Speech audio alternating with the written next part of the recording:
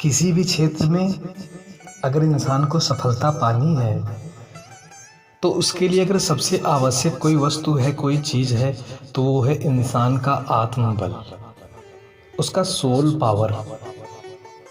आइए एक छोटा सा दृष्टांत आप सभी के मध्य, और उस दृष्टांत के माध्यम से आप समझिए कि आत्मबल क्या है, क्यों आवश्यक है हमारे जीवन में। रामायण की कथा हम सभी लोग सुनते हैं, जानते भी हैं। हुआ क्या, जब माता सीता की खोज के लिए सारे वानर इधर उधर घूम रहे थे, ढूंढ रहे थे उनको, धीरे धीरे 10 दिन हो गया, 12 दिन हो गया, 15 दिन हो गया। अब इन सारे वानरों को जोरदार प्यास लगी, जोरों से प्यास लगी। भाई एक पखवाड़ा हो गया, 15 दिन हो गया बिना कुछ खाए पिए लगातार माँ सीता की खोज के लिए घूम रहे हैं। बहुत तेजी से प्यास लगी, जोरों से। ऐसा लग रहा था जैसे कि प्राण उनके अभी निकल जाएंगे अगर उनको जल ना मिला। सारे वानर हनुमान जी महाराज के पास गए, बोले महाराज सुग्रीव जी ने तो हमें समय दिया है कि 1 महीने के अंदर माँ जानकी की खोज करके बताओ, नहीं बताओगे तो मृत्युदंड दिया जाएगा। लेकिन हमें तो लग रहा है प्रभु, अगर हमको जल ना मिला तो हमारे प्राण तो आज ही निकल जाएंगे। हाँ, हनुमान जी महाराज ने इतनी व्याकुलता देखी सारे वानरों की,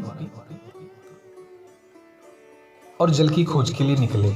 एक पहाड़ था, उस पहाड़ के ऊपर चढ़े, वहां से देखा एक गुफा दिखाई पड़ी। गुफा कंदरा समझते आप लोग ना, गुफा दिखाई पड़ी। हनुमान जी महाराज ने देखा, और उस गुफा के अंदर कुछ पक्षी जा रहे हैं, कुछ पक्षी आ रहे हैं। हनुमान जी बुद्धिमान तो वही है, बुद्धिमताम वरिष्ठम, वरिष्ठ बुद्धिमान हनुमान जी महाराज। उन्होंने सोचा कि पक्षी तो वहीं जाते हैं जहां जल होता है। हाँ, रामायण में एक बहुत अच्छा शब्द लिखा है, जल विहग। इन दोनों का कॉम्बिनेशन है, पक्षी और जल का। जल वहीं, जल जहां होगा पक्षी वहीं अक्सर आप देखेंगे, वहीं मिलेंगे आपको। अब हनुमान जी महाराज सारे साथियों को लेकर आए।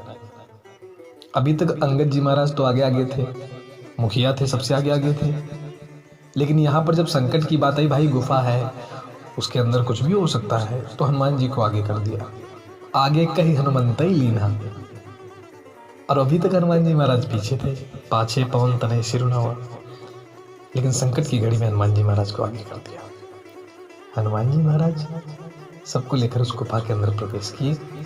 देखा क्या, एक बहुत ही सुंदर सरोवर है, और उस सरोवर के चारों तरफ बहुत सुंदर उपवन है, फल फूल का बगीचा। और उस सरोवर के बीचों बीच में एक तपस्विनी महिला तपस्या कर रही है। हाँ, सारे वानरों ने उस तपस्विनी महिला को प्रणाम किया और उसका परिचय पूछा कि देवी आप कौन हो। बड़ा ही सुंदर जवाब दिया उसने कि मेरा नाम स्वयं प्रभा है, मैं भगवान भोलेनाथ की भक्त हूँ। उन्होंने ही मुझे यहाँ पे बिठाया है कि आप भगवान श्री राम का भजन करो, और जब उनके सेवक, उनके दूत यहाँ पर आए तो उनकी थोड़ी सी सेवा कर देना, तुम्हारी तपस्या सफल हो जाएगी और तुम भगवान के परम धाम को चली जाओगे। मैं उन्हीं का इंतजार कर रहा हूँ। अब ये बात जब अंगद जी महाराज ने सुनी तो बोले देवी आपकी तपस्या संपन्न हो गई।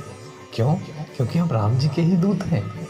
हाँ, माँ जानकी की खोज के लिए निकले हैं, और हम लोगों को बड़ी जोरों से प्यास लगी है देवी, कुछ कृपा कर दो, हमें जल पिला दो। अब जब स्वयं प्रभा ने ये बात सुनी कि राम जी के सेवक हैं, सबको बिठाया, जल पिलाया, फल खिलाया, और बोली आप लोगों की मैं थोड़ी सी सहायता करना चाहती हूँ। बोले क्या? बोली आप लोग अपनी आंखें बंद करो। और जब सारे वानरों ने आंखें बंद किया और खोला दोबारा, तब वो समुद्र के किनारे पहुंच गए। अब किनारे पहुंचे, माँ जानकी की खोज के लिए कैसे गए, क्या हुआ, वो बाद की बात है। सबसे पहले तो हमारे लिए ये जानना जरूरी है कि स्वयं प्रभा है कौन। हाँ, मैं बहुत ही अच्छी बात आप लोग बताने जा रहा हूँ, वैज्ञानिक रूप से सुनिएगा। स्वयं माने होता है अपनी, प्रभा माने होता है आभा, तेज, शक्ति, पावर। स्वयं माने अपनी, आभा माने तेज, शक्ति। ये स्वयं प्रभा वही आत्मबल है जिसकी बात मैंने शुरुआत में की। कुछ और नहीं है ना।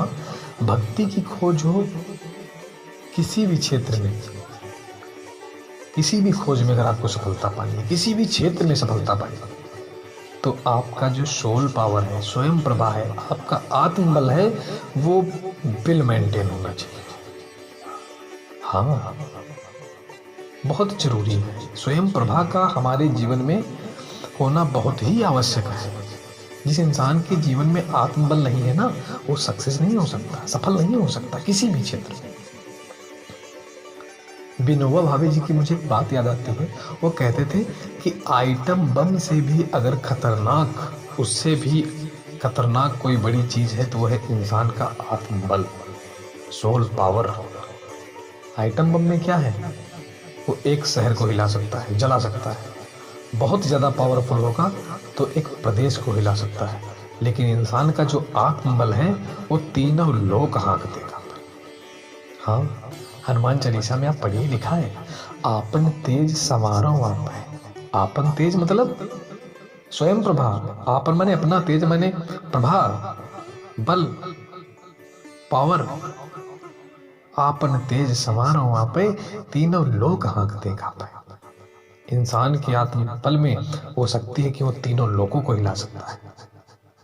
तो मैं निवेदन करूंगा कि सफलता पाने के लिए आत्मबल बहुत ही आवश्यक है।